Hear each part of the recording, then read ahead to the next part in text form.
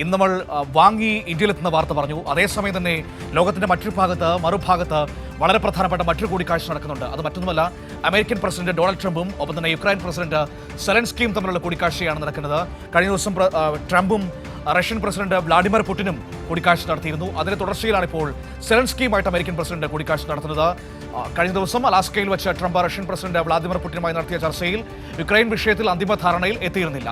സമാധാന കരാർ യാഥാർത്ഥ്യമാക്കേണ്ടത് സെലൻസ്കിയുടെ ഉത്തരവാദിത്തമാണെന്നാണ് ട്രംപ് പ്രതികരിച്ചത്. ബ്രസൽസിൽ എത്തി European Commission president Ursula von der ലൈനുമായും കൂടിക്കാഴ്ച നടത്തിയ ശേഷമാണ് സെലൻസ്കി വാഷിംഗ്ടണിൽ എത്തുന്നത്. വളരെ പ്രധാനപ്പെട്ട കൂടിക്കാഴ്ച. വിവരങ്ങളുമായി ഇപ്പോൾ അജിന ന്യൂസ് ഡെസ്കിൽ നിന്ന് നമ്മളോടൊപ്പം ചേരുകയാണ്. Ajina, good morning. ലോകത്തിന്റെ മറ്റൊരു ഭാഗത്ത് വളരെ പ്രധാനപ്പെട്ട കൂടിക്കാഴ്ച നടക്കാൻ വേണ്ടി പോകുന്നത് ഇപ്പോൾ അമേരിക്കൻ പ്രസിഡന്റ് ഡൊണാൾഡ് ട്രംപും യുക്രൈൻ പ്രസിഡന്റ് വ്ളാദിമിർ സെലൻസ്കിയും തമ്മിലാണ്.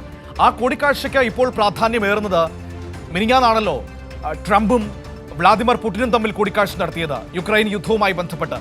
അതിന്റെ തുടർച്ചയിൽ സെലൻസ്കിയുമായി കൂടിക്കാഴ്ച നടത്തുന്നത് ഏറ്റവും നിർണായകമാണ്.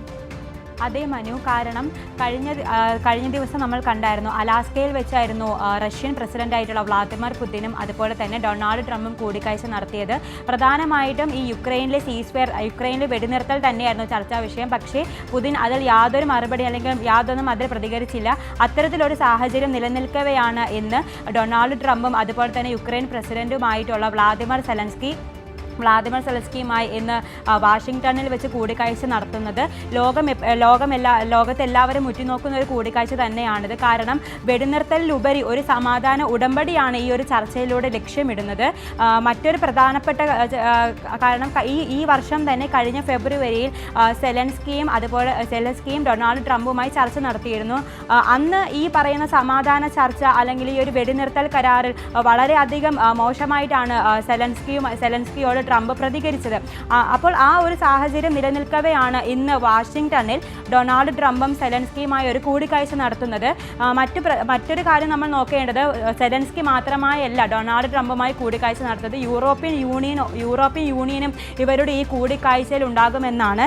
അതായത് ബ്രിട്ടീഷ് പ്രധാനമന്ത്രി ആയിട്ടുള്ള കെയർ സ്റ്റാമർ, ഫ്രഞ്ച് പ്രസിഡന്റായിട്ടുള്ള Emmanuel Macron, NATO secretary general Mark Rutte, അതുപോലെ തന്നെ യൂറോപ്യൻ കമ്മീഷൻ അധ്യക്ഷ Ursula von Leyen, Italy prime minister ആയിട്ടുള്ള ജോർജിയ മെലോണി, അതുപോലെ തന്നെ ഫിൻലാൻഡ് പ്രസിഡന്റ് ആയിട്ടുള്ള അലക്സാണ്ടർ സ്റ്റാബിസ്, ഇത്രയും പേരും ഇന്ന് ഈ വ്ളാഡിമിർ സെലൻസ്കിയും അതുപോലെ തന്നെ ഡൊണാൾഡ് ട്രംപും നടത്തുന്ന കൂടിക്കാഴ്ചയിൽ പങ്കെടുക്കും. നമുക്കറിയാം, ഡൊണാൾഡ് ട്രംപ് എന്ന് പറയുന്നത് ഒരു സാമ്രാജ്യത്തെ അല്ലെങ്കിൽ ഒരു ഏകാധിപത്യ രാജാവ് എന്ന് പറയുന്നത്. ഏറ്റവും പ്രധാനപ്പെട്ട കാര്യം എന്ന് പറയുന്നത്, ഏറ്റവും പ്രധാനപ്പെട്ട വിഷയം എന്ന് പറയുന്നത്, ട്രംപിനെ വിശ്വസിക്കാൻ കൊള്ളില്ല എന്ന് ഇപ്പോൾ സെലൻസ്കിക്ക് നല്ല ബോധ്യമുണ്ട്. കാരണം വെച്ച് കഴിഞ്ഞാൽ ആദ്യ കാലഘട്ടത്തിൽ സ്വീകരിച്ചിരുന്ന സമീപനമല്ല ട്രംപ് അമേരിക്ക ഇപ്പോൾ സ്വീകരിക്കുന്നത്.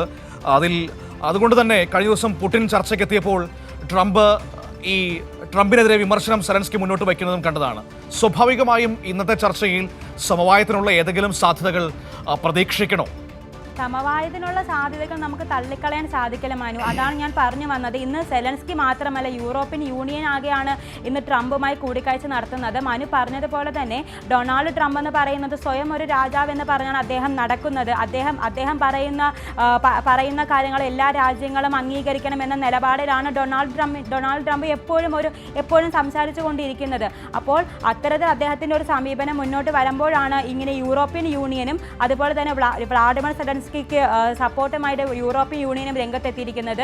ഈ വെടിനിർത്തൽ അതുപോലെ തന്നെ പ്രധാനമായും സമാധാന ഉടമ്പടിക്കായിട്ടുള്ള ഉടമ്പടി എങ്ങനെയെങ്കിലും ഈ സമാധാന ഉടമ്പടി പുനഃസ്ഥാപിക്കണം എന്നുള്ള ലക്ഷ്യമായി യൂറോപ്യൻ യൂണിയനും ഈ കൂടിക്കാഴ്ചയിൽ പങ്കെടുക്കുന്നത്. മനു, ശരി, ഏതായാലും നമുക്ക് കാത്തിരിക്കാം എന്തൊക്കെയാണ് സംഭവിക്കുന്നതെന്ന്. ചർച്ചകൾ ഒരുപാട് നടക്കുന്നുണ്ട്. പക്ഷേ ട്രംപിനെ വിശ്വസിക്കാൻ കൊള്ളാൻ കഴിയില്ല എന്ന് വളരെ കൃത്യമായിട്ട് തന്നെ ഇപ്പോൾ സെലൻസ്കി മനസ്സിലായിട്ടുണ്ട്.